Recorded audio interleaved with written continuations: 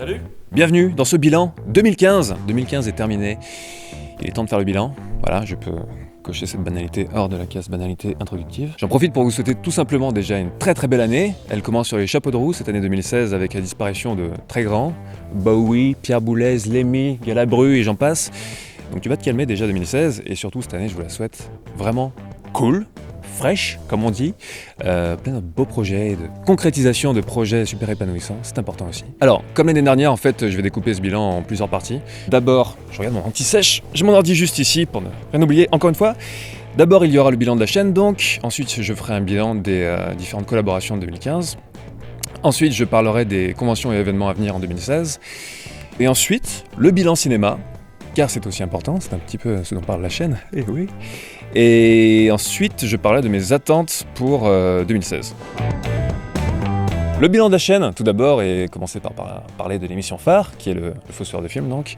Ça a été une année dans la continuité de ce que j'ai initié en 2014, et non pas en 1914, comme j'ai dit, dans la précédente prise qui était loupée. J'ai essayé de continuer à développer la scénarisation pour la pousser plus loin. J'ai expérimenté sur différentes tonalités en fait, de fiction. Par exemple dans l'épisode sur Fitzcarraldo avec un ton un petit peu plus sérieux, avec le frère du fossoyeur du film, ce personnage énigmatique qui se trouve juste là. Oui, il est là. Bonsoir. Bonsoir et bonne année. Et voilà, après sur l'épisode sur Battle Royale 2, j'ai développé un truc un petit peu plus dans le décalage. Je pense que je m'épanouis un petit peu plus justement dans le fait de jongler entre les différentes tonalités comme ça. Donc je vais continuer à développer ça sans que la fiction prenne pas bien entendu sur la chronique. Je vais pas faire moitié fiction, moitié chronique. Ça reste une chronique à la base et j'ai envie que la fiction soit plutôt là pour disséminer des informations un petit peu sur le personnage par petites touches et donner une tonalité globale à la chronique. Donc c'est ce que je vais continuer à faire. Les Fossoyeurs me demandent vraiment, les épisodes du Fossoyeur me demandent de plus en plus de temps. Sur les derniers, je compte ça en plusieurs centaines d'heures, ça devient un truc de malade. C'est pour ça que je prends aussi du temps pour les sortir et que ça arrive tous les 3 mois. Le prochain arrivera, je pense, en février, donc ça sera 3 mois, voire peut-être 3 mois et demi, 4 mois après le précédent, mais après, pour les résolutions pour 2016, je vais vraiment faire en sorte de publier des Fossoyeurs plus souvent, parce que c'est aussi un des formats, voire le format sur lequel je m'épanouis le plus en termes d'écriture, et c'est vraiment un truc que j'ai aussi envie de développer sur la manière de m'amuser avec le personnage. Donc je vais essayer de m'y tenir.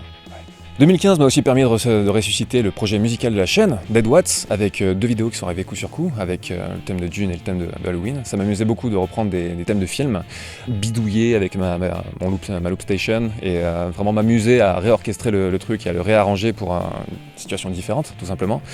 C'est un truc sur les prochains Dead Watts que j'essaierai de continuer. En tout cas, les Dead Watts ne prendront pas 2-3 ans, comme le temps qui s'est passé entre ceux de 2015 et les précédents, pour revenir. Donc je vais essayer d'être plus rapide et je vais faire en sorte qu'aussi en 2016 il y ait quelques Dead Watts parce que ça m'amuse beaucoup de les faire. Et également pour la chaîne, nouveau format cette année, les apartés. Et je suis vraiment très content de voir votre réaction aux apartés. Vous êtes assez enthousiaste et ça me fait plaisir parce que c'est un truc qui me rend aussi assez enthousiaste. Parce que plus les épisodes du Fossoyeur me prennent de temps, plus entre les épisodes du Fossoyeur, j'ai moins de temps techniquement entre les épisodes pour utiliser ce personnage. Forcément que j'aime beaucoup traiter à l'écriture. Donc je reprends le personnage pour les apartés, c'est une sorte de soupape créative en fait, qui me permet d'écrire des chroniques plus fantaisistes, un petit peu plus surréalistes et un petit peu plus légères et spontanées. En fait, c'est des thèmes qui ne demanderaient pas un long développement, donc qui ne seraient pas appropriés pour un épisode classique du Fossoyeur, mais que j'ai envie quand même de traiter d'une manière ou d'une autre. Par exemple, un jour, qui sait, je parlerai peut-être des cheveux de Nicolas Cage. Ça serait un bon challenge, pas faire une espèce de chronique pour récapituler les différentes perruques qu'il a eues, mais faire une espèce de chronique psychédélique autour de la pertinence cinématographique des cheveux de Nicolas Cage. Je sais pas, ça serait fou.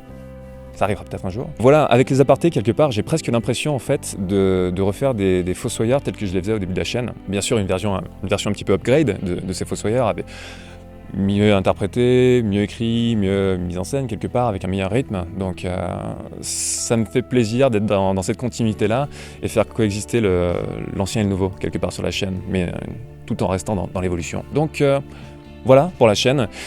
Globalement, j'essaie vraiment de vous proposer des contenus un petit peu surprenants, vraiment sur des thématiques que vous attendriez pas forcément et sur lesquelles je peux proposer un regard un petit peu original quelque part.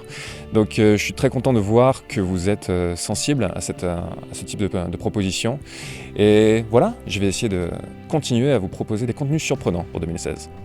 Concernant les collaborations maintenant de 2015, déjà Canal+, comme l'année passée, en 2014, j'ai refait 2 chroniques à l'occasion du Festival de Cannes pour la chaîne cinéma de Canal+. Ça s'est passé exactement comme l'année précédente, avec totale liberté de création, ça s'est fait vraiment dans de très bonnes conditions et j'étais assez content. Également, le Louvre, alors ça vous l'avez pas encore vu, mais en décembre j'ai tourné pendant une journée au Louvre et très bientôt, ça devrait être en février, même ça sera en février, je vais vous proposer une chronique justement sur les rapports entre cinéma et Louvre. Et ça sera un petit peu une chronique en mode reportage comme ce que je vous ai proposé avec la collection de science-fiction. Bien entendu avec une ambiance un tantinet différente parce que c'est pas la même chose. C'était une super expérience et j'espère que la vidéo vous plaira, mais il y a des chances que ça donne un truc pas mal. Également, je fais un nouveau format sur Dailymotion, en exclu sur Dailymotion, Film Wars, qui parle des productions de films problématiques à travers l'histoire du cinéma. C'est une chronique que je m'amuse beaucoup à faire. Vous avez été nombreux à me demander pourquoi je faisais ça en exclusivité sur Dailymotion, et la réponse est tout à fait simple, c'est que Dailymotion me rémunère pour ça. Il n'y aurait pas d'autre raison logique à poster uniquement sur Dailymotion, à part peut-être une question de droit d'auteur, mais à ce moment-là, rien n'empêche avant ça d'essayer de publier sur YouTube pour voir s'il y aura un problème ou pas. Le fait est que depuis 2 ans à peu près maintenant, je vis de la production de vidéos, je vis de l'audiovisuel web qui est techniquement devenu mon métier, et c'est aussi grâce à ce genre de collaboration que je peux en vivre. Après, il y a différentes manières d'en vivre, bien entendu. Par exemple, le financement participatif avec Tipeee. Il y a beaucoup de gens qui sont passés au mois sur Tipeee. C'est pas du tout ce que je fais. Je continue à ouvrir les tips uniquement pour les fossoyeurs qui me demandent énormément de travail et de temps. Et étant donné maintenant qu'ils arrivent une fois tous les 3-4 mois, c'est bien entendu pas ce qui me permet d'en vivre du tout. C'est une super aide, vraiment, une aide précieuse. D'ailleurs, je remercie vraiment, pour l'occasion, pour remercier les tipeurs. J'ai communiqué sur Tipeee uniquement quand j'ai lancé la page. Depuis, je n'en ai plus vraiment reparlé, mais vous avez été beaucoup à venir spontanément proposer votre aide, et ça fait super plaisir, vraiment, merci beaucoup à vous, mais c'est pas ce qui me permet d'en vivre. Donc au bout d'un moment, il faut aussi se diversifier. Et pour peu que les collaborations se fassent dans une liberté créative totale, il n'y a aucune raison de ne pas considérer l'idée de pouvoir en faire.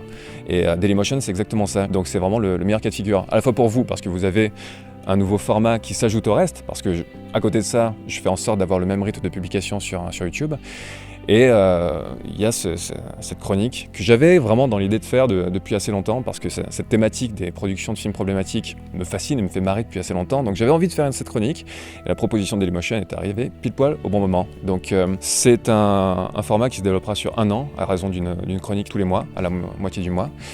Et rien ne m'empêchera ensuite, une fois la période d'exclusivité passée, de mettre aussi les contenus sur YouTube. Donc voilà, ça arrivera même à disposition là-dessus. Également pour les collaborations, je suis apparu sur la chaîne de la Brigade du Livre, dont je vous avais parlé dans la préséance sur le Sol sur Mars, quand Mike de la Brigade du Livre était venu discuter du film avec moi. Donc je ne vais pas vous en reparler, vous connaissez la chaîne depuis ce moment-là. Je collabore pas mal avec Adrien Darico qui fait la chaîne Raptus, je vais mettre le lien quelque part par là. C'est une chaîne qui se focalise sur des courts-métrages absurdes et sur des détournements. C'est fait avec brio.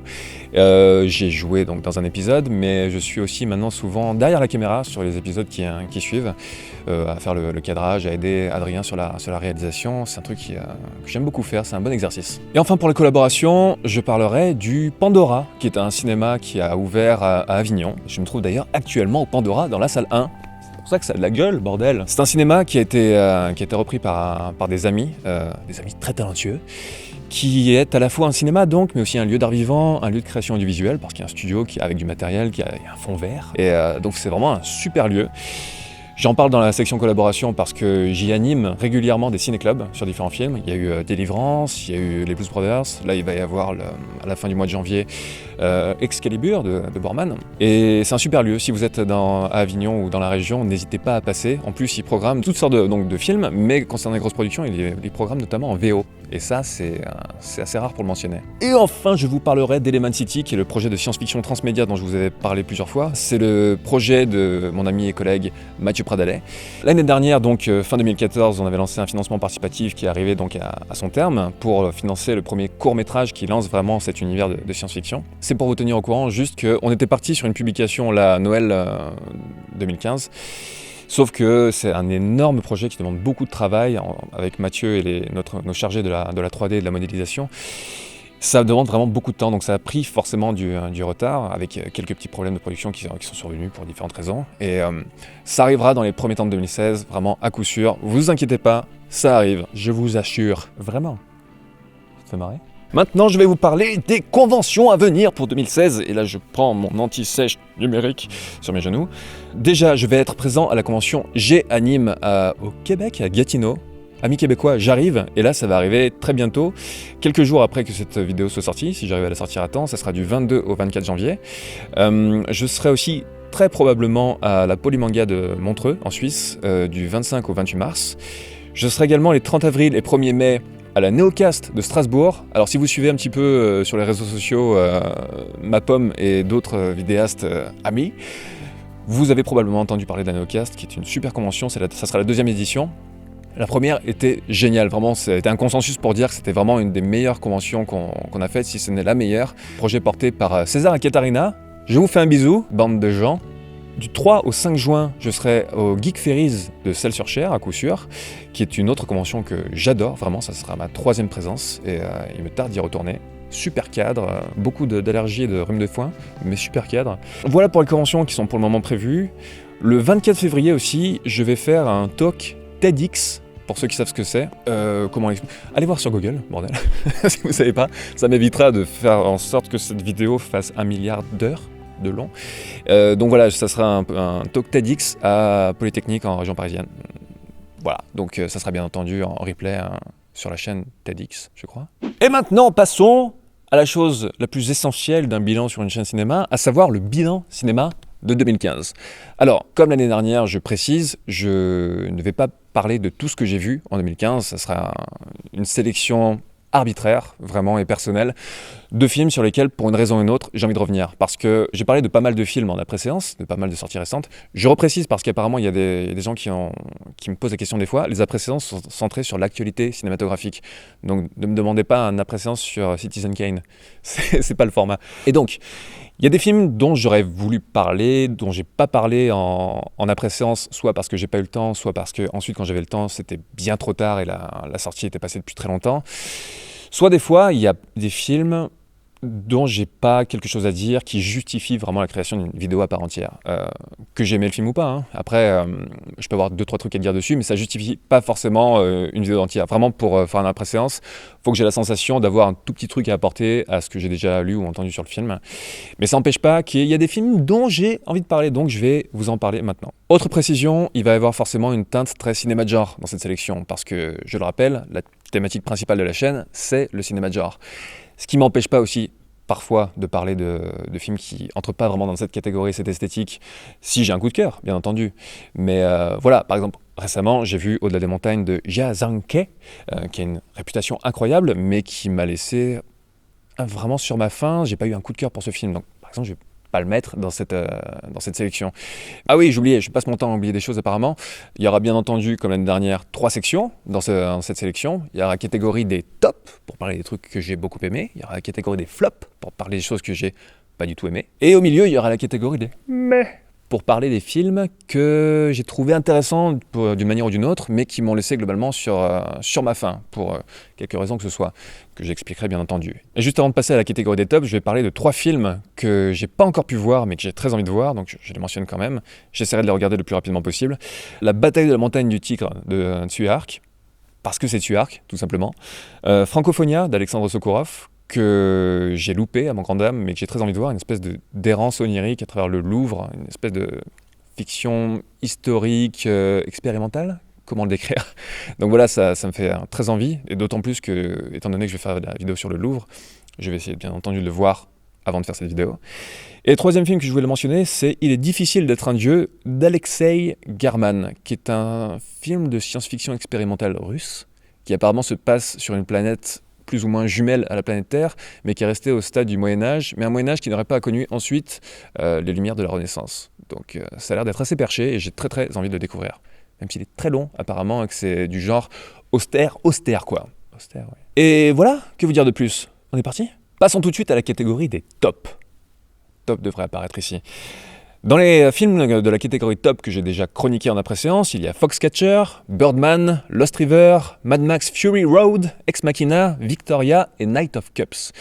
Et concernant les films dont j'ai pas parlé en après-séance, je vais commencer par Sicario de Denis Villeneuve. Alors, si vous connaissez un petit peu la chaîne, vous savez que j'aime beaucoup le cinéma de Denis Villeneuve et particulièrement Ennemi parmi ses derniers films. D'ailleurs, la pré-séance que j'avais fait pour décortiquer le film et proposer une interprétation a finalement été prise dans les bonus du DVD et du Blu-ray de Ennemi, donc ça faisait très plaisir. J'étais content de voir que déjà cette vidéo semblait nécessaire à ce point-là et justement qu'elle soit intégrée à ça. Et concernant Sicario, ce qui est fou, c'est que Denis Villeneuve n'est pas un maniériste en tant que metteur en scène. Il n'y a pas des gimmicks spécifiques qui permettent de reconnaître sa patte. Oh putain, c'est un travelling rotatif fait en position du poirier. C'est forcément un film de Denis Villeneuve.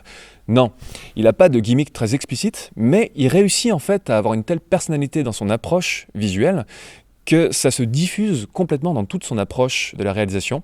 Et ça rend ses films ultra reconnaissables. Alors bien entendu, il y a une palette de couleurs qui assez jaunâtre, ocre quelque part, qui donne une teinte commune à ces films. Mais même en passant de Incendie à Prisoners à Ennemi puis à Sicario, il y a une cohérence, alors que les sujets des films sont extrêmement différents les uns des autres. Et c'est vraiment très très fort. Et le seul mot qui m'est resté après le visionnage de Sicario, c'est la maîtrise. C'est un film qui, en termes de tout, en termes de mise en scène, en termes d'ambiance, en termes de narration, transpire la maîtrise de bout en bout. C'est super impressionnant ce film. Bien entendu aussi avec ce travail sur le design sonore qui m'a beaucoup plu, avec cette espèce de qu'on entend quasiment du début à la fin du film, qui donne cette espèce de sensation de boucle fataliste dans laquelle on s'inscrit, une marche inéluctable des événements qui vraiment prend aux tripes. Et tout est cohérent et maîtrisé dans ce film. Donc vraiment, Denis Villeneuve, si d'aventure vous regardez cette vidéo, vraiment, bravo. Ensuite, Kingsman de Matthew Vaughn. Je ne vais pas trop m'étendre dessus, tout a quasiment été déjà dit sur ce film. Pour le genre auquel il appartient, c'est un très bon film de divertissement, tout simplement. Tout le monde a parlé de la fameuse scène de l'église qui est incroyable. Ouais, elle est incroyable, vraiment. Et vraiment du bon boulot. J'aime vraiment le boulot de Matthew Vaughn. Il a réussi à faire un cinéma populaire de divertissement, mais vraiment de bonne qualité, qui ne se fout pas de la gueule des gens. Donc, s'il continue à faire des films comme ça, je suis preneur. It Follows de David Robert Mitchell. Celui-là, j'aurais bien aimé en parler, mais après, je l'ai vu vraiment bien après coup, et bon, je suis passé à autre chose.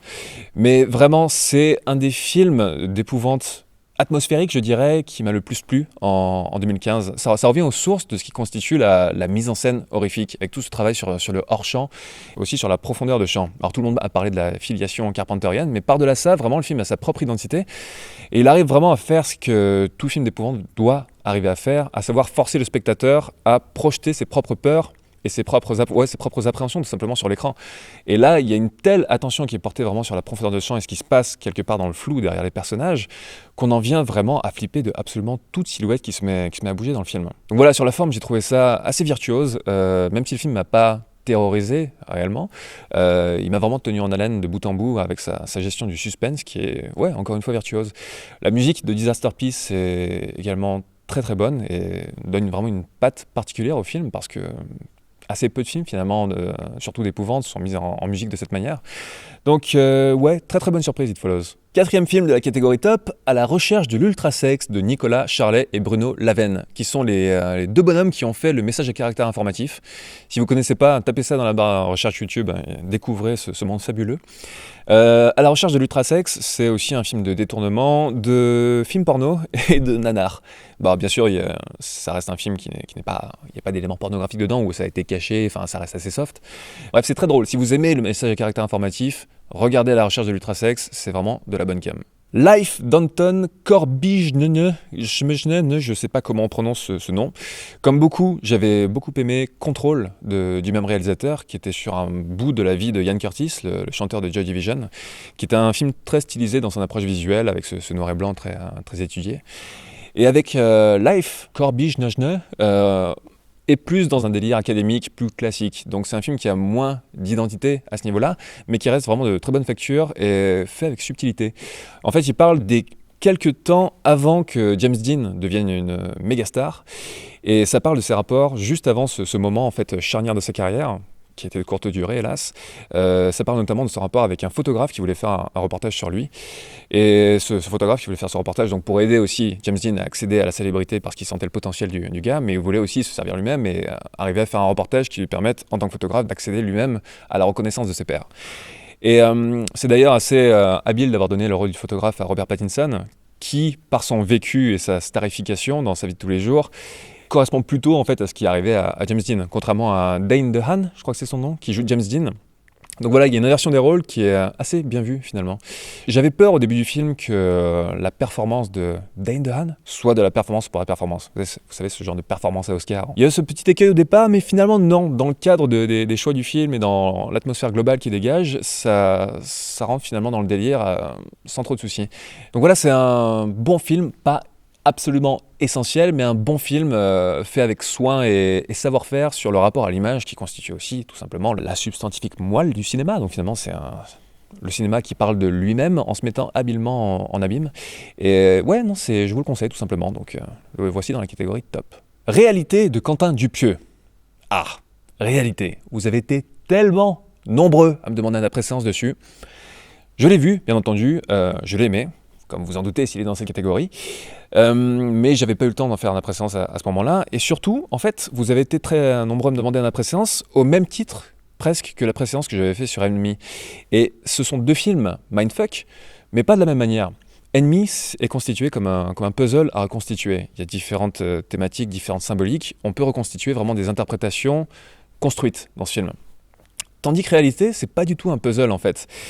C'est un film, j'ai l'impression, par sa démarche, qui veut capter la substance des rêves. C'est un film qui veut être un objet complètement abstrait, qui veut déconstruire la narration, et qui est finalement complètement dans le mantra de Quentin Dupieux, qui est son fameux « no reason », pas de raison, il n'y a pas forcément de raison à donner aux choses. Et ce film, plus qu'un rêve, c'est tout simplement un cauchemar, c'est une espèce de cauchemar, de pan, de narration et de vie qui s'emboîtent les uns dans les autres en mode poupée russe, mais sans linéarité et sans même la logique des poupées russes. Tout est fait pour être un mindfuck absolu, une espèce de boucle infernale qui n'a ni début ni fin. Alors c'est un film anxiogène, mais c'est aussi un film très drôle à certains moments. Shabak, bien entendu, extrêmement drôle dedans. Surtout ces échanges avec Jonathan Lambert, la première discussion complètement folle autour de Shabak qui essaie de vendre son pitch est brillante, quoi. Brillamment écrite et surtout brillamment interprétée. Réalité, pour moi, c'est vraiment juste un objet, encore une fois, purement abstrait. C'est un film comme les précédents de Dupieux, qui sont dans une lignée, une filiation un petit peu bounouelienne, et celui-là va vraiment jusqu'au bout de cette logique. Et avec ce film, j'ai l'impression que Dupieux va au bout de cette logique de déconstruction, mais aussi au bout de cette partie de son cinéma, avec cette espèce d'Amérique fantasmée, avec cette esthétique aussi particulière.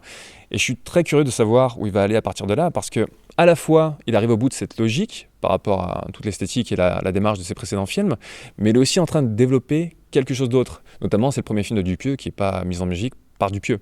Il y a cette musique de Philip Glass qui accompagne tout le film de manière ultra entêtante et au bout d'un moment anxiogène, quoi. Genre, on ne pouvait plus de cette musique, même si je l'adore à la base. Ça va même jusque dans le générique. Généralement, le générique, c'est le moment où le film permet de se relâcher. Là, même pas en fait. Généralement, dans le générique, la musique qu'on entend dans la dernière scène peut continuer, mais à ce moment-là, par exemple, il y a une hausse de son pour montrer qu'on entre dans le générique, qu'on sort du film. Là, même pas, en fait. La musique continue dans ce niveau ultra bas et continue à emporter le spectateur dans une espèce d'aliénation constante. Et voilà, le film va vraiment au bout de son truc et je suis, encore une fois, très curieux de savoir ce que Dupieux va faire après. Enfin, dans la catégorie top, je vais tricher un peu et parler d'un film qui est sorti à la toute fin de 2014, mais que j'ai vu début 2015, mais j'avais pas eu l'occasion d'en parler. C'est Whiplash de Damien Chazelle, qui est un excellent film, excellemment interprété. Le seul truc que je pourrais lui reprocher quelque part, c'est presque aucun moment parler de la musique dans sa dimension de plaisir, et toujours parler de la musique finalement presque comme un sport de haut niveau. L'espèce de dépassement constant, toute la dimension aussi physique intégrée au film et la douleur qu'on peut ressentir pour le personnage principal et même les autres. Je l'ai vu notamment avec un pote qui est batteur, et lui a trouvé le truc confondant de réalisme. Il est sorti, il était presque ankylosé, il avait mal, il avait complètement intégré la douleur du film et du personnage principal. Et non, ouais, c'est juste brillant. Je crois que dans la dernière séquence, la rangée entière sur laquelle j'étais tremblait tellement j'étais investi dans le rythme en fait de la scène et de toute cette explosion finale de délivrance finalement du personnage principal. Et la dimension quand même, la dimension plaisir de la musique est vraiment représentée dans cette dernière scène qui est virtuose. Voilà, J.K. Simmons n'a pas volé son Oscar, c'est juste très bon. Après, je me suis demandé aussi, c'est la question aussi que beaucoup de gens se sont posés, est-ce que le film légitime la torture ou pas? Est-ce que finalement le personnage de J.K. Simmons a eu raison de, entre guillemets, torturer le personnage principal? Heureusement, le film a l'intelligence de ne pas trancher à ce niveau-là et de rester dans le flou, donc chacun a un petit peu sa propre interprétation, mais ça, à un certain moment, je me suis demandé qu'est-ce que le film essaie de me dire à ce niveau-là. Mais par-delà, en fait, cette marge ouverte à l'interprétation, ça reste un excellent film, tout simplement. Passons à la catégorie des mais. Et dans cette catégorie des mais que j'ai déjà chroniqué en après-séance, il y a Imitation Game, Hacker, Avengers 2, Un pigeon perché sur une branche philosophait sur l'existence, À la poursuite de demain, Insidious 3, Mission Impossible Rogue Nation, Love, Cemetery of Splendor, Crimson Peak, Seul sur Mars, Spectre et Star Wars Le Réveil de la Force. Et parmi les premiers films dont je n'ai pas parlé en après-séance et dont je vais parler maintenant, il y a The Lobster de Yorgos Lanthimos. C'est un film très particulier, très original. Je ne suis pas encore sûr de savoir quelle position j'ai sur ce film, en tout cas. Je vais encore me donner le temps d'y réfléchir. J'y reviendrai peut-être sur le bilan 2016, sait-on jamais, avec un an de réflexion. Mais voilà, c'est un film que j'ai trouvé super intéressant par tout son postulat très très original de science-fiction dystopique. Lanthimos est vraiment un très bon réalisateur. Sa composition du cadre est toujours très très bien pensée. Chaque chose dans le cadre est là pour une bonne raison. Après, je suis pas sûr de savoir ce que le film essaie de me raconter dans sa dernière partie. Je suis pas sûr de savoir si on a affaire à ce syndrome du film qui ne sait pas vraiment comment conclure. Donc il se jette dans une fin ouverte qui n'est pas vraiment une fin ouverte, qui est là de manière constructive, mais qui est plus une manière de botter en touche. Mais voilà, non, j'ai trouvé sinon Colin Farrell excellent. Sa prise de poids n'est pas juste un gimmick d'acteur pour dire « Regardez, j'ai bien bossé, j'ai pris du poids ». Non, ça participe vraiment à ce personnage, cette espèce de gravité, de lourdeur, cette manière d'encaisser la vie qui se voit aussi dans son jeu, donc ça a du sens. C'est ce que j'attends d'un film, vraiment, c'est de me surprendre, et ce film ne ressemble à aucun autre. Et ça, c'est vraiment tout à son honneur. Ça devient assez rare au cinéma aujourd'hui de voir un film qui ne ressemble à aucun autre, donc je lui donne vraiment ça. Après voilà, je le mets dans la catégorie « mais » parce que je suis pas sûr de savoir à comment tenir concernant le propos final du film, mais c'est juste cette manière de gérer son dernier segment. Mais voilà, c'est un film qui est super intéressant et dans tous les cas, je vous le conseille. Maintenant, Tale of Tales de Matteo Garrone, qui est une adaptation de Contes siciliens, si je ne m'abuse, qui est un film qui est visuellement somptueux, vraiment. Là, on est en plein dans la dimension picturale du cinéma et surtout l'influence que la peinture peut avoir sur le cinéma. Il y a des visions d'une beauté absolue dans ce film, mais pour des raisons tout à fait personnelles, il ne m'a pas parlé aux tripes ni au cœur. C'est pour ça que je le mets dans la catégorie mais. Il n'y avait pas ce petit surplus d'âme et de surprise en fait qui transcende son postulat. Et voilà, c'est un film qui m'a plus parlé aux yeux qu'au cœur et c'est pour ça que je le mets dans la catégorie mais. La rage au ventre d'Antoine Fuqua avec un excellent Jake Gyllenhaal, qui est un film très très très académique, un film de boxe très très très classique, ce qui lui confère un côté très solide, mais aussi c'est sa limite, parce qu'il ne veut pas au-delà de ça. Et quelque part, je me suis demandé en voyant le film, est-ce que tous les films de boxe grand public sont condamnés à être aussi académiques que ça? Et c'est pas un truc que je pourrais reprocher à un Rocky, loin de là, parce que tous les Rocky, quelque part, sont très très classiques. Mais avec Rocky, on dépasse un petit peu ça, parce qu'il y a ce côté très humain. Il y a cette fusion entre le personnage de Rocky et Stallone. Stallone est Rocky. Il y a ce côté très investi en tant que spectateur dans le truc, parce qu'on dépasse quasiment le cinéma. Il y a un côté aussi très générationnel qui fait qu'on s'implique beaucoup plus là-dedans. Donc Rocky est un petit peu à part là-dessus. Mais sur un film comme La rage au ventre, même s'il est excellemment bien interprété et juste bien en image, tout simplement, j'en attendais quand même un tout petit peu plus en termes de surprise et c'est un poil dommage. Même s'il y a quand même un truc qui distingue ce film de ses pairs et c'est l'attention qui est portée vraiment aux séquelles physiques, cette manière de mettre en scène de manière très organique cette douleur qui tout de suite déteint sur le spectateur. C'est un truc qu'ils avaient très bien fait aussi dans Whiplash, dans d'autres films aussi comme Black Swan tout simplement ou The Wrestler, ce côté très organique de la mise en scène tout simplement, qui en vient à entrer presque en fusion physique, en tout bien tout honneur, avec le personnage principal. Ça, je l'avais vu vraiment très peu traité dans d'autres films de boxe à ce point-là. Hélas, c'est surtout un truc qui est traité dans la première partie du film et beaucoup moins dans le reste du film, donc c'est pas une thématique globale de l'œuvre en fait qu'on pourrait mettre en avant. Mais même à ce stade-là, j'ai vraiment bien aimé ce parti pris-là. En quatrième position, je parlerai de A Girl Walks Home Alone at Night d'Ella...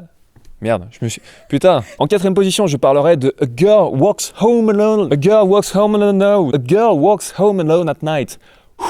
d'Anna Lily Amirpour, qui est un film de vampire, qui est un film américain, mais un film en persan.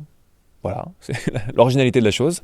C'est un film de vampire très contemplatif. Il y a presque un côté très Jarmusch, Jim Jarmusch là-dedans. Et je dis pas ça forcément par rapport à Only Lovers Left Alive, mais à un Jarmusch des années précédentes, avec un côté noir et blanc très esthétisé, très travaillé. Il y a beaucoup de films où le noir et blanc est presque utilisé comme un gimmick, un petit peu traité par-dessus la jambe, où on met ça en noir et blanc et voilà, ça fera un cachet. Non, là, il y a vraiment une mise en scène qui s'articule autour des clairs-obscurs qui sont magnifiques. Ça faisait longtemps que je n'avais pas vu un noir et blanc aussi travaillé et aussi beau. Donc déjà, en termes d'ambiance, ça pose un truc. L'ambiance sonore, l'ambiance musicale et le rythme qui s'imprègne dans le film est vraiment excellent. C'est une sorte de réinterprétation allégorique du mythe du vampire avec certains éléments qui sont repris et actualisés dans un cadre un petit peu différent, comme le voile de l'héroïne qui reprend la cape du vampire et ainsi de suite, avec toute une allégorie autour du féminisme, autour des motivations aussi de l'héroïne / vampire. Donc il y a tout un truc, vraiment une espèce d'errance qui reprend certains de ces éléments sans forcément les développer de manière trop explicite, donc on y insuffle notre propre part d'interprétation, et c'est assez habilement traité.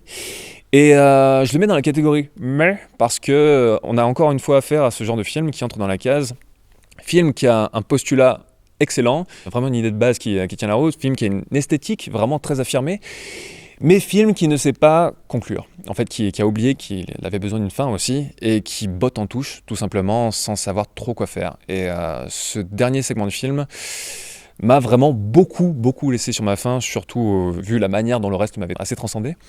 Donc je vous conseille quand même de voir le film, malgré ces 10 dernières minutes. Ant-Man de Peyton Reed, qui est un film que j'avais pas du tout envie de voir, parce que déjà, comme beaucoup de gens, je fais une sorte de légère saturation autour des films de super-héros, et parce que juste la thématique de celui-là, j'étais pas convaincu, et ce que j'en avais vu en termes d'extrait de bande-annonce n'avait pas du tout convaincu non plus. Et un jour, j'avais du temps libre, je me suis dit, allez, je me lance. Et finalement, très bonne surprise. Tout le monde a parlé en fait a dressé un parallèle entre Peyton Reed et Edgar Wright, qui était censé réaliser le film et qui a aussi contribué à l'écrire. Mais j'ai surtout trouvé une filiation avec Joss Whedon dans ce film, en termes dans le ton et dans l'écriture. J'ai bien aimé l'ambiance, pas prise de tête du tout, pas de prise au sérieux dans ce film, qui était vraiment bien foutu. Je l'aimais au même titre que j'avais aimé à l'époque le premier Iron Man. C'était juste un truc rondement mené, qui se prenait pas au sérieux, qui se sentait pas obligé de faire telle ou telle chose. Non, c'est juste un très bon moment de bonne humeur, bien foutu. Et s'il est dans le mais, c'est tout simplement parce que ça casse pas trop pattes non plus à un canard, et je considérais pas ça comme un espèce d'incontournable de 2015. Mais voilà, non, c'est plutôt sympa. Inherent Vice de Paul Thomas Anderson. J'avais adoré The Master du même réalisateur, son film précédent. Vraiment, je l'avais adoré. Et ça me fait chier, ça me fait vraiment mal au cul de dire ça, mais Inherent Vice, c'est le premier P.T. Anderson que je m'emmerde en regardant. Et je suis pas du tout en train de dire que c'est un mauvais film, loin de là, mais je me suis emmerdé. Pourtant, il avait tout pour me plaire sur le papier, avec cette espèce de plongée, cette errance décalée, tragicomique dans cet univers enfumé, haut en couleur. Et vraiment, et j'adore Joaquin Phoenix, j'adore Josh Brolin, et ils font un super job. La scène où Joaquin Phoenix regarde la photo, d'un seul coup hurle.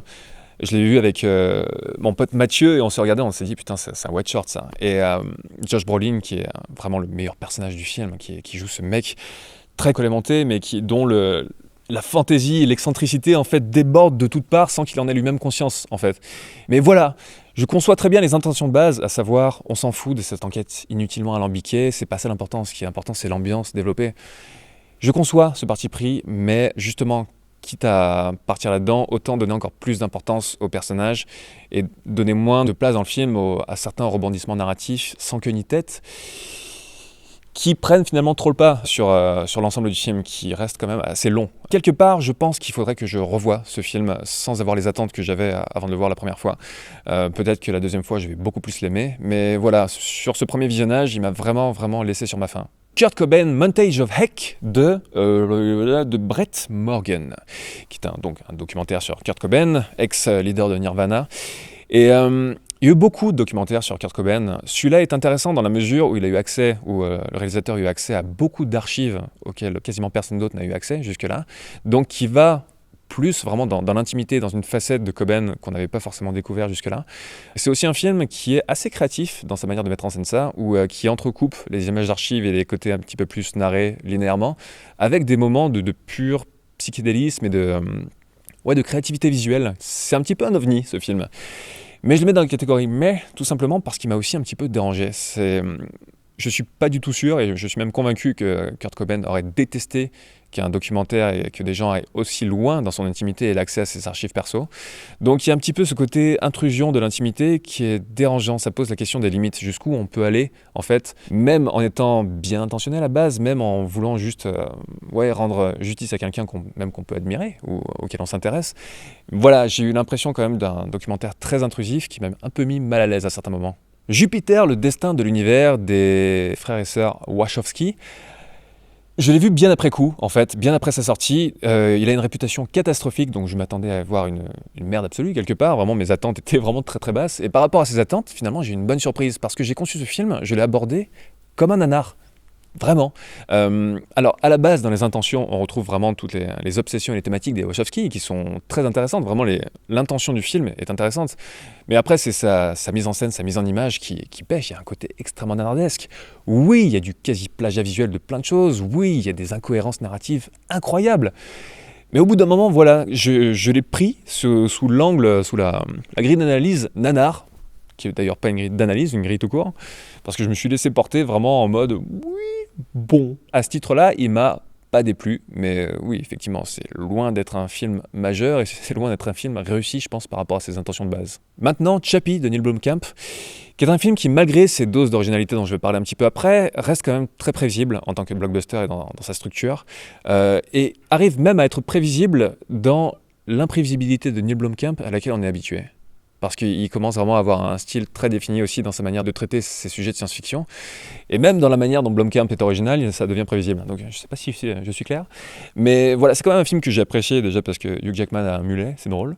Et l'idée d'engager Eddie Worth en personnages principaux est vraiment brillante parce qu'ils ont une personnalité tellement décalée qui tranche complètement avec les canons de jeu habituels dans ce genre de production. Ils impriment vraiment quelque chose de très spontané, très frais, très viscéral au film, là où le film avec d'autres acteurs pourrait complètement pêcher par encéphalogramme plat. Voilà, donc heureusement, Diane Worth sont là pour donner ce surplus d'âme au film, et le personnage de Chappie est plutôt touchant, mais ça c'est aussi parce que je suis un fan de Johnny Five à la base, donc j'ai la larmichette facile sur ce genre de personnage. Donc Chappie est loin d'être un film que je considère essentiel en 2015, mais malgré ce qui semble être une mauvaise réputation qu'il a suivi, je trouve quand même qu'il a certaines fulgurances et certains partis pris d'originalité vraiment qui le rendent quand même plutôt intéressant. Également, The Interview de Seth Rogen et Evan Goldberg. Alors bien entendu, il y a eu tout ce phénomène autour de ce film, avec cette situation internationale avec la Corée du Nord, avec toute cette affaire qui a précédé le film, qui a accompagné même sa sortie et les différents rebondissements avec lesquels ce film a été rendu accessible au public. Ça a vraiment polarisé les avis. Certains ont crié à l'héritier du dictateur de Chaplin, d'autres ont dit que c'était une espèce de bousasse trashos, sans aucun goût, sans aucun rien. C'est ni l'un ni l'autre, c'est juste un film de Seth Rogen et Evan Goldberg. Donc si vous avez aimé un film comme This Is the End, vous allez aimer celui-là, c'est juste de l'humour pipi-caca agressif, complètement assumé. Il y a des trucs qui fonctionnent, il y a des trucs qui fonctionnent pas. Il y a un gag qui m'a fait beaucoup rire dans ce film, c'est le moment où Seth Rogen est seul dans la nuit, il y a un tigre qui se dirige vers lui, et Seth Rogen est en communication avec la nana dont le nom m'échappe, et avec James Franco. Et la nana, elle prévient, elle lui dit « Le tigre a une vision de nuit !» Et James Franco, paniqué, dit « Quoi ? Le tigre a des lunettes de vision de nuit ?» Et la nana dit « Non, il a juste naturellement une vision de nuit. » Voilà, c'était mieux dans le film, c'était plus drôle, mais ce gag m'a fait beaucoup rire, même par-delà le visionnage. Et voilà. Encore une fois, pour peu qu'on aime le style de Rogen et Goldberg, c'est un film qui est drôle. Drôle. The Visit de M. Night Shyamalan, qui a été présenté par beaucoup comme le film de la résurrection de Shyamalan. Alors déjà, le fait que Shyamalan ait besoin d'une résurrection dans sa carrière, c'est aussi sujet à débat, mais on va pas se lancer là-dedans. Mais par-delà ça, ça va, c'est pas un mauvais film. Il y a quelques fulgurances, quelques moments de mise en situation horrifique qui sont très très bien vus. Il y a aussi le parti pris du film de resituer en fait la source de l'horreur dans le corps lui-même et la décadence et la déchéance du corps, qui est un sujet bien entendu qui touche à l'intime et qui nous touche tous tôt ou tard dans la vie, donc un truc sur lequel on peut vraiment projeter en tant que spectateur, donc le film fonctionne très bien là-dessus. Mais par-delà ça reste un found footage assez classique, qui fait pas partie du bas du panier, mais qui fait pas partie du haut du panier non plus. Surtout aussi la dernière section du film qui fait un petit peu pétard mouillé, que j'ai trouvé vraiment pas très intéressante. Donc voilà, il y a une bonne idée, il y a quelques scènes bien, mais de là à crier au génie Shyamalanien, il n'y a qu'un pas que je ne franchirai pas. Le tout Nouveau Testament de Jaco van Dormael, qui est un ovni pur et simple. Vraiment, Jaco van Dormael qui avait fait Le 8e jour et Mr. Nobody, deux films que je vous conseille. Voilà, c'est un film qui est qui a des défauts. Il a des gros défauts, des problèmes de rythme à certains moments et certains parties... Mais il fait partie de cette classe de films que j'adore, qui sont des films qui ont des défauts, mais qui essayent quelque chose. Ils essayent vraiment d'aller quelque part et de proposer quelque chose. Donc il se ramasse à certains moments, mais il y a cette volonté d'originalité vraiment et de donner au spectateur quelque chose qu'il n'a pas vu avant. Et c'est vraiment quelque chose de très appréciable. C'est un film qui transpire la sincérité à chaque plan. Les acteurs sont vraiment irréprochables, j'ai trouvé. Par les deux gamins, des fois, qui sont un peu limites, mais bon, on va mettre ça sous couvert de l'innocence. Donc je vais pas vous raconter l'histoire ou vous spoiler le truc. Vraiment, si vous n'avez pas vu ce film, c'est aussi bien que vous le découvriez avec un degré de surprise optimal, vraiment pour vous le prendre en pleine gueule. Et tout simplement, ça fait partie de ces films dont je suis content qu'ils existent. Ça fait vraiment super plaisir de voir qu'il est encore possible de produire ces choses qui sont complètement en décalage avec le tout venant de la production actuelle. Enfin, dans la catégorie mais, je vais parler de The Nightmare de Rodney Ascher, qui est un documentaire qui parle de la paralysie du sommeil, qui est un trouble du sommeil qui affecte beaucoup plus de gens qu'on ne le croit. C'est un truc, déjà à la base, qui dans son concept même est flippant. Ça s'articule autour du témoignage de plusieurs personnes en fait, qui appréhendent ce trouble, chacun à leur manière. Et il a la particularité et l'originalité, ce documentaire, d'être un docu-fiction en fait, parce que cette partie documentaire et ces témoignages sont entrecoupés de moments fictionnalisés où la paralysie du sommeil est mise en image de manière assez fictionnelle. Donc ça fonctionne en tant que documentaire et en tant que film d'épouvante. Mais c'est pas juste artificiellement imbriqué, différentes parties ne sont pas juste collées de manière bourrine, quoi. Il y a une espèce de cohérence globale esthétique qui fait qu'on passe d'une logique à l'autre sans vraiment qu'il y ait de rupture. Et ça fonctionne donc sur les deux plans et c'est un film assez intéressant. Et on arrive enfin à la catégorie flop qui sera assez courte parce que tout simplement j'estime que la vie est trop courte pour s'imposer de voir des merdes au cinéma. Et comme j'ai un flair assez efficace pour savoir ce qui va me plaire ou non, finalement je m'impose de voir assez peu de mauvais films au cinéma. Et même si j'en vois, après, de là à en parler, à en faire une appréciation, il faut que j'ai un truc constructif à dire dessus. C'est un film qui me plaisent pas du tout, qui sont juste complètement oubliables et ça vaut pas du tout le coup d'en parler. Il faut que l'analyse soit aussi constructive que le visionnage a été négatif. Donc certains mauvais films s'y prêtent, c'est assez intéressant d'en parler, donc je le fais dans ces cas-là, mais globalement, voilà, je vais pas juste défoncer pour défoncer sans qu'il y ait aucune analyse ou plus-value dans la vidéo. Parmi les films qui entrent dans la catégorie flop et dont j'ai déjà parlé en après-séance, il y avait donc Jurassic World et Les 4 Fantastiques. Et parmi ceux dont je n'ai pas parlé et dont j'ai envie de vous parler maintenant, il y en a juste deux. Et le premier, c'est Paranormal Activity 5 de Gregory Plotkin, dont j'avais oublié le nom, c'est pour ça que je regardais là. Je fais partie de ces gens qui ont beaucoup aimé les 3 premiers Paranormal Activity. Après, j'ai pas encore me lancer dans ce débat sans fin. Est-ce que c'est du cinéma ou pas ? Le postulat de ces films fonctionne sur certaines personnes, ça fonctionne pas sur d'autres, je le conçois totalement. Moi, je fais partie de ces personnes sur lesquelles ça fonctionne. Voilà, le premier Paranormal Activity m'a fait vraiment plutôt flipper. Le 2 et le 3, moins, mais je trouvais que le traitement de la mythologie et ce vers quoi ça se dirigeait était plutôt intéressant. Et à partir du 4 et des différents spin-offs, ça commence vraiment à sentir le roussi. Et le 5 ne rétablit pas du tout la barre. C'est un très très mauvais film. C'est rare tentative d'instaurer quelque chose d'original dans l'utilisation de caméras 3D et tout ça tombe à plat, ça ne sert absolument à rien, les effets sont bourrins, il n'y a aucune subtilité, la représentation du démon à la fin est juste, on dirait un mauvais manège dans une fête foraine de seconde zone. Voilà, c'est pas du tout intéressant, je vois pas vraiment l'intérêt d'en dire plus, quoi. Et enfin, je vais parler de Terminator Genesis d'Alan Taylor, qui contrairement à beaucoup de gens n'est pas un film que j'ai détesté viscéralement au point d'avoir envie de brûler la salle de cinéma en sortant. Ça, c'est surtout parce que je l'ai vu vraiment aussi après coup et que bien entendu, sa réputation de merde a diminué complètement mes attentes. Mais malgré certaines scènes qui fonctionnent plutôt bien sous le jour du divertissement, globalement, c'est un film extrêmement maladroit, déjà dans sa manière de s'organiser en tant que film, avec toutes ces incohérences de fou qu'il constitue, mais aussi dans sa manière tout simplement de gérer la mythologie de la franchise Terminator et de s'en faire l'héritier. Bon, je vais pas m'éterniser dessus, il y a déjà énormément de choses qui ont été dites et écrites sur la question sur le web depuis la sortie du film, donc si ça vous intéresse, je vous incite à faire 2-3 recherches, vous allez vite tomber sur des articles assez fournis sur ce qui ne va pas dans le film. Donc ce film est finalement assez symptomatique d'un problème assez répandu dans le cinéma pop-culturesque actuel, qui est cette difficulté à jongler avec certaines mythologies, à jouer avec la nostalgie des spectateurs, à fonctionner sur un truc assez générationnel.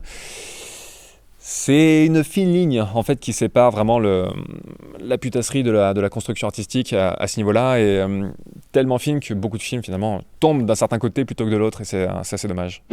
Ce bilan cinéma de l'année 2015 est maintenant terminé, et pour la dernière section de ce bilan global, on va passer aux attentes pour 2016. Parmi les films que j'attends, il y en a 2 en fait dont j'avais déjà parlé dans mon bilan de l'année précédente, qui sont pas encore sortis.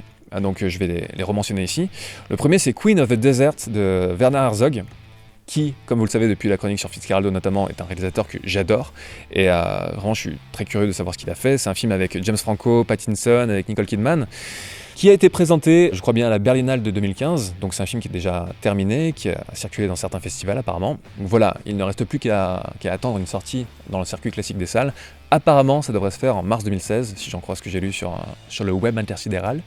Et le deuxième film que j'avais déjà annoncé, mais qui n'est toujours pas sorti, c'est Miles Ahead, qui est le biopic sur Miles Davis avec Don Cheadle, qui devrait sortir de toute évidence en avril 2016, j'espère. Et parmi les films dont je n'ai encore pas parlé et que j'attends en 2016, il y a tout d'abord bien entendu The Revenant de Alejandro Inarritu, un réalisateur que j'aime beaucoup. Film précédé d'une réputation assez incroyable concernant la manière dont il a été fait, les conditions de tournage assez dures, dans lesquelles aussi ont été plongés les acteurs, DiCaprio, Tom Hardy. Aussi en termes de réalisation, apparemment Inarritu voulait filmer uniquement en lumière naturelle, ce qui les a conduits certains jours à ne pouvoir filmer qu'1h30, truc de fou sur une production de cette ampleur. Ça a l'air d'être un film assez incroyable, très très immersif, une expérience vraiment sensorielle, si j'en crois les premières images que j'ai vues. Je suis très impatient de voir. Autre film que j'attends vraiment, c'est Steve Jobs de Danny Boyle, parce que c'est Danny Boyle et que je suis toujours très curieux de ce qu'il fait. Le sujet ne m'intéresse pas particulièrement à la base, mais voilà, c'est pas le sujet le plus important, c'est la manière dont il sera traité, bien entendu. Michael Fassbender, qui joue Steve Jobs, je dis oui aussi, c'est un des acteurs que j'apprécie le plus actuellement. Autre film que j'attends, c'est Silence de Martin Scorsese, qui parle apparemment de missionnaires chrétiens au XVIIe siècle qui vont en connaître des vertes et des pas mûres au Japon. J'en sais pas vraiment plus sur ce film, comme beaucoup de gens, et c'est Scorsese, hein, donc... tout comme Danny Boyle. De toute manière, je suis très curieux des films que font ces réalisateurs, donc j'attends forcément. Autre film, Ave César des frères Coen. Donc là, les frères Coen sont plus sur le versant drôle décalé de leur carrière apparemment. C'est un film qui va parler du Hollywood classique, avec l'histoire d'un acteur qui est campé par George Clooney qui se fait enlever apparemment, et l'enquête va être lancée pour le retrouver. Je m'attends à toute une galerie de personnages coéniens, tous plus barrés les uns que les autres. Si j'en crois le casting, ça va être le cas, donc j'attends vraiment beaucoup ce film. Autre film, Les Animaux Fantastiques de David Yates, qui est une sorte de spin-off de Harry Potter, techniquement, vu que c'est un bouquin que J.K. Rowling avait écrit après les Harry Potter. Yates, c'est le réalisateur d'Harry Potter 5, 6, 7, qui sont parmi mes préférés de la franchise. J'ai vraiment bien aimé l'approche visuelle qu'il y a eu de cet univers. Vraiment, c'est fait avec subtilité, avec goût, avec un truc très très classieux, quelque part. Et si j'en crois les premières images des Animaux Fantastiques, c'est la même démarche en termes d'atmosphère et en termes d'approche de mise en scène, donc j'en suis assez content. Suicide Squad de David Ayer, qui est un film que j'attends autant que je n'attends plus Batman vs Superman, qui a été complètement desservi par une bande-annonce catastrophique, qui est en fait la version courte du film. Donc en fait le film on l'a déjà vu, on n'a plus qu'à attendre la version longue du film, c'est complètement débile. Tandis que Suicide Squad, j'ai encore une curiosité vis-à-vis de ce film, qui est mine de rien assez original dans la thématique et dans son approche, même si bien entendu il est adapté de comic book qui préexiste au truc, hein. Mais voilà, dans l'univers cinématographique des super-héros qui est développé depuis quelques années, notamment celui de DC qui est encore assez frais par rapport à celui de Marvel, ça se pose là, et je suis vraiment très curieux de savoir ce qu'ils vont en faire. Comme beaucoup de gens, j'attends vraiment la performance de Jared Leto en Joker. Je suis assez confiant personnellement. Anomalisa de Charlie Kaufman et Duke Johnson. J'aime beaucoup Charlie Kaufman, qui jusque-là n'a fait qu'un seul film, si je ne m'abuse, qui est Synecdoche, et qui s'est plutôt illustré en tant que scénariste, en fait, dans sa carrière, notamment de Adaptation, le génialissime Adaptation que je vous conseille vraiment.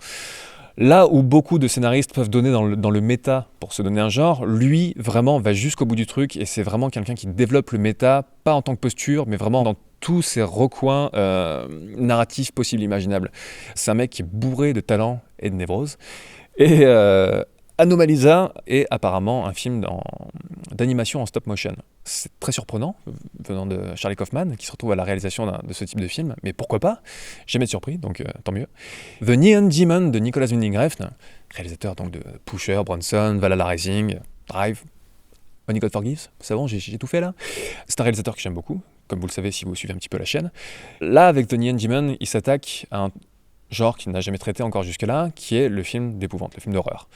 Et j'ai l'impression qu'on est un petit peu dans le même cas de figure que Lars von Trier quand il dit qu'il va faire un film d'horreur et qu'il accouche d'Antichrist, qui est techniquement pas vraiment un film d'horreur, mais c'est plutôt la vision Lars von Trieresque de ce que devrait être un film d'horreur. C'est un film qui peut être critiquable à pas mal de degrés, et qui est vraiment incite au débat, mais qui est vraiment un objet à part, et qui avait des fulgurances incroyables. Et j'ai l'impression qu'avec The Neon Demon, on peut vraiment attendre le même genre de délire, Pas un film proche bien sûr d'Antichrist, je dis pas ça, mais dans la manière dont un réalisateur qui a vraiment une patte forte et une personnalité forte va se réapproprier un genre, peut-être pour l'amener au-delà de ce genre même. Avant-dernier film que j'attends spécialement, Midnight Special de Jeff Nichols, c'est le réalisateur notamment de Mud et Take Shelter. Take Shelter qui est un excellent film que je vous conseille. Il va sortir apparemment 2 films cette année. L'autre film sera avec Joel Edgerton et c'est plus une espèce de chronique historique qui se passe au fin fond des États-Unis, entre la relation entre un homme blanc et une femme noire, qui dans le contexte de l'époque va être problématique forcément. Mais j'attends surtout en fait l'autre film qui est Midnight Special donc, qui va être un film fantastique. Ayant adoré Take Shelter, je pense que le postulat fantastique est quelque chose qui va très très bien avec Jeff Nichols et je l'attends donc au tournant. Enfin, je parlerai de Personal Shopper d'Olivier Assayas, où il renouvelle sa collaboration avec Kristen Stewart après Sils Maria. Et je l'attends tout simplement parce que j'aime beaucoup Olivier Assayas, dans ses écrits sur le cinéma, mais aussi en tant que réalisateur. Vraiment, il a un truc à part, quoi. C'est quelqu'un qui trimballe une vision bien à lui, et une personnalité qui lui sont vraiment propres. Et tout ça, j'attends vraiment tout ce qu'il va faire avec une certaine curiosité. Donc celui-là, n'y coupe pas. Personal Shopper, je t'attends. Voilà pour la fin de ce bilan qui, je pense, va être assez long. J'ai pas mal déblatéré, je sens que je vais m'amuser au montage. Je vous souhaite encore une fois une très très bonne année 2016, qui, je l'espère, sera pleine de bonnes choses. En tout cas, elle sera pleine de contenu vidéo qui, je l'espère, vous surprendront et vous plairont. Et tout simplement, pour conclure sur une note pas du tout originale, mais sincère, je vous dis à très bientôt. Ciao!